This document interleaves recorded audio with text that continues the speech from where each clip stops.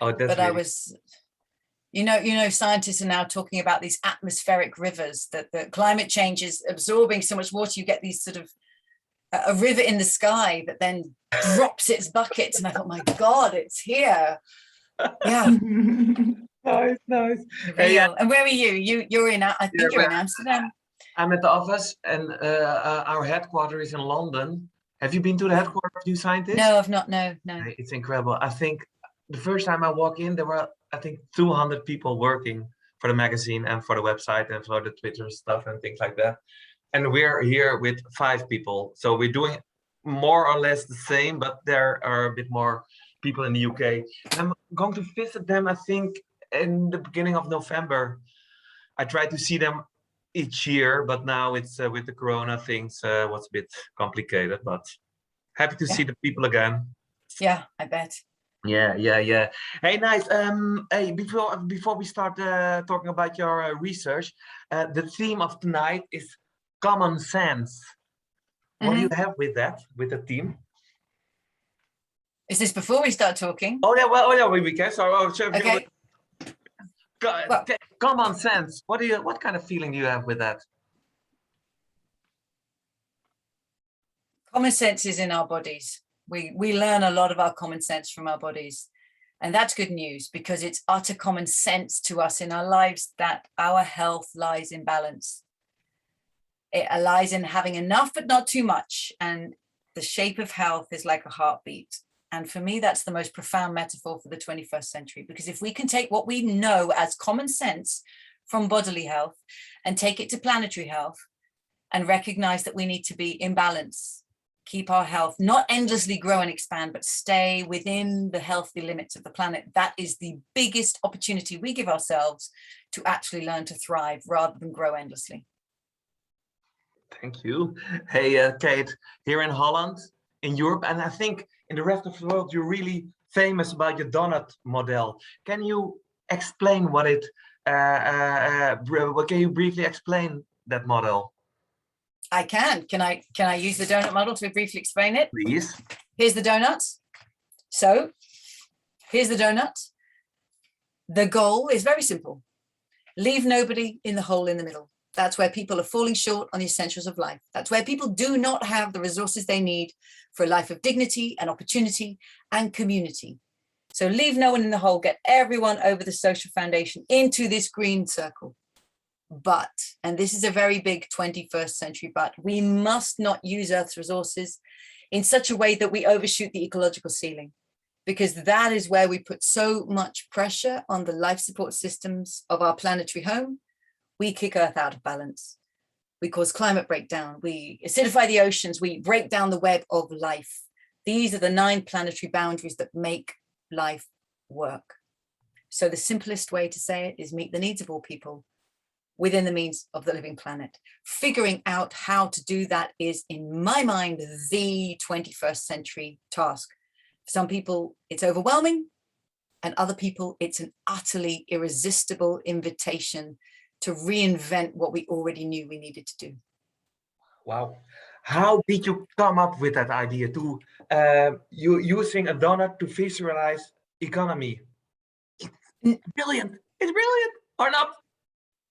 Well, it's a little crazy. I didn't sit around eating donuts and think, hang on, this looks like the kind of thing we need.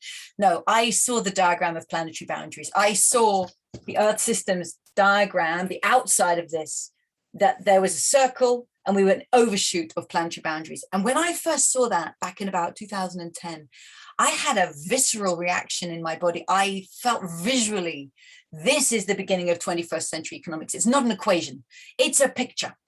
This is starting to visually tell us we need to live within the limits of our planetary home.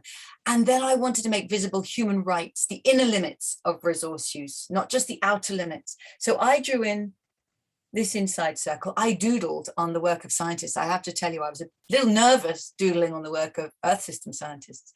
But when I drew this inside and said, well, there may be outer limits of resource use, but there are also inner limits, and we call them human rights.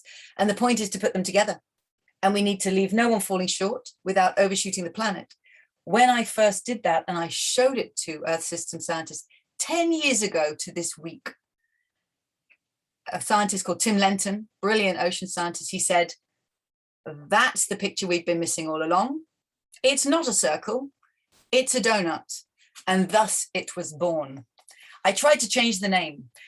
People said to me, a donut is too silly. So I tried to be very sensible. I tried to change the name to sort of call it the life ring. And some people said, do you mean a life belt or a lifesaver? Are you talking about the donut? And I thought, okay, it's too late. Can't change the name. It's going to be a donut. What I learned along the way, though, is that lots of people are afraid of economics. If you say I'm writing a book about economics, most people pull back. They say, I wasn't very good at maths at school, or they say, I think I'm going to go and get a drink at the bar, goodbye. And they walk off because they don't want to talk economics. But if you say, I'm talking about donut economics, nobody is afraid. You might love donuts, you might hate donuts, but you're not afraid of donuts. And you know that this is playful and it gives you permission to get silly and get involved.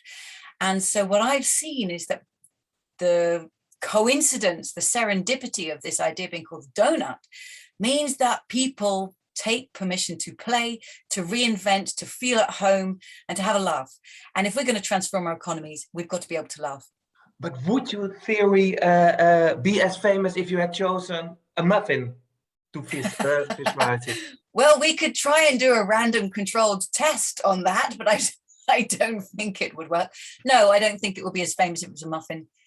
I think there's something silly and playful about donuts. And of course, it's the shape of the donut that matters. Leave nobody in the hole and don't overshoot the limit. A muffin is a bit squishy, squashy, doesn't really visually show you something. Of course, the reason it's called the donut is not because of the food, it's the shape. So I always tell people this is the one donut that actually turns out to be good for us. It's conceptual. You don't need to eat it. You just need to see the shape and know that we need to live between those boundaries. Don't eat a donut, see the shapes. That's really good. Hey, we're at this moment in Amsterdam. You're in the UK. You're the professor of practice at the Hogeschool van Amsterdam. What are you doing exactly?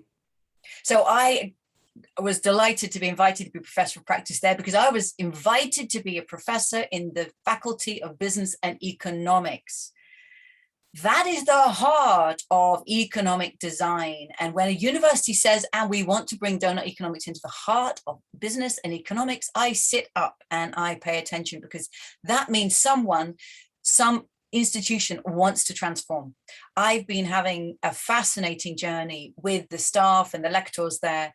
We have together launched the Center for Economic Transformation, where we are looking at the design of enterprise. So it's not just about the design of products. Is your product made from renewable materials? Is your product employing people in fair conditions? No, it's about the design of enterprise itself. Let me tell you quickly. We can ask of every enterprise, what is its purpose? What does it serve in the world? Why does it even exist? How is it networked with its suppliers, with its customers, with its industry ecosystem? How is it governed? Who has voice? What are the metrics of success and what are the incentives? But crucially, how is that enterprise owned? By shareholders, by venture capital, by the employees, by the founder, by a family? Because how it's owned profoundly shapes how it's financed, where that money comes from and what that money expects and demands. Is it there to deliver the purpose or is it there to deliver high financial returns for the owners? These 5 design traits profoundly shape what a business can be and do, and whether it can help bring us in the donut or push us out of it. So at the HDA Center for Economic Transformation, we are looking and working with companies of different designs. So we're going deep into the design of remaking enterprise design for the 21st century. To me, this is like the deep code of the world of business. Great, thank you. I'm born and raised in Amsterdam, and you said about my city, I don't know one other city where I see so many good initiatives emerging. Can you please explain what you mean by that? I don't know of another city that has said by 2030, there will be no fossil fuel vehicles, cars or boats in this city. That's a clear message to any provider of mobility. I don't know another city that said by 2030, we aim to be 50% circular in our use of materials. And to make that real, from 2022 next year, 10% of all materials in government procured contracts in the city will be circular materials. Your city is putting into place long, loud, legal messages to business. If you want to do business here, you're welcome to stick around, but you've got to get circular and you've got to get renewable. And that generates transformation. I see enterprises of experiment like De Kervel. I see places that are showing us within cities that they can be designed and run and owned in different ways. So it's to the cities put in place this regulation. Now, let's see it be actually brought to life. The possibilities are there. The holding space, the invitation of transformation is set there in the regulation. And I see the Amsterdam approach of startups and community and the commons and the universities and the government and the businesses collaborating together. You've got all the ingredients in place to lead the transformation. It hasn't happened yet, but you've got the ingredients on the table. Two last questions. First, next time we're gonna celebrate our 3rd edition and you have to come to a city to do this live. Shall we do that next year? Let's do that and let's see what's actually transformed. There, okay, that we do. And the last question, hey, we are here on stage, we're talking about science, but we also listening to great, beautiful music. You work hard, but if you relax a bit, what kind of music are you listening to? So I sing jazz. My favorite music is music that I and my friends make, because I think live generated jam in the kitchen is my favorite kind of music. So I'm a jazz singer, and my daughter, who's now 12, is learning the guitar, and I get no greater pleasure than hearing her learning to play jazz chords, because that means she and I can play together. So for me, the most valuable music is music that's made by people. It's generated and it's ours. You say jazz, and what do we hear now? We hear some great jazz. Let's go. Thank you very, very much. My pleasure. Ooh, so it's incredible. Hey, next time you have to be, it's so sorry. Tak, tak, tak.